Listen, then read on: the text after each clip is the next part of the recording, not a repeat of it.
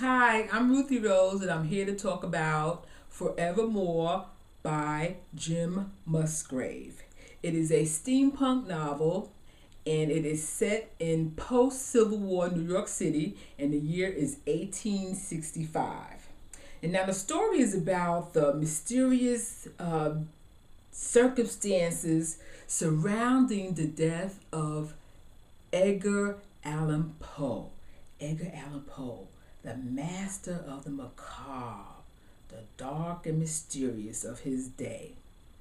The main character is Pat O'Malley, who's a detective. He at one point worked for Mr. Poe, and when it comes to his attention that the circumstances under which Mr. Poe passed away, he feels like he needs to investigate to make sure he brings some things to light. Because as the story goes, Edgar Allan, and this is true, this is not just a story, the fact that Edgar Allan Poe died mysteriously in Baltimore, Maryland, which is where he was born, but for the last few years of his life, he lived in a cottage in Bronx, New York City, which is my hometown. So Pat O'Malley, at some point, is living in the cottage that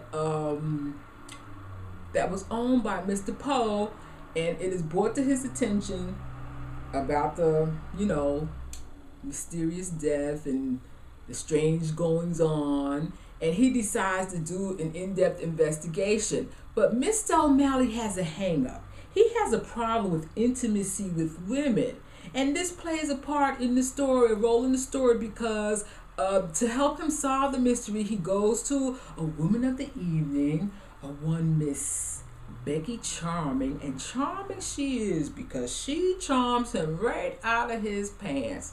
And it's not until he gets to that point that he's able to really solve this mystery. And the story involves murder, of course, murder most foul. And then there's the torture chamber.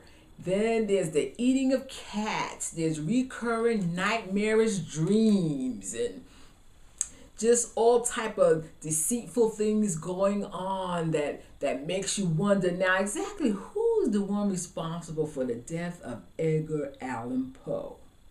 But what I like about the story is the way the author interwove real historic events of New York City for that time into the story. The year is 1865, so it's coming to the end of slavery in America.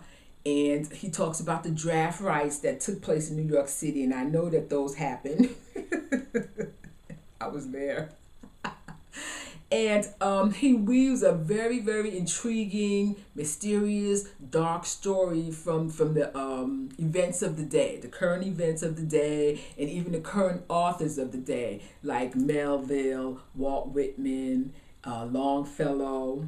And everything is, there's no electric light, so the city is pretty dark and messy and gnarly, and it's just not pretty. New York City is not pretty in 1865.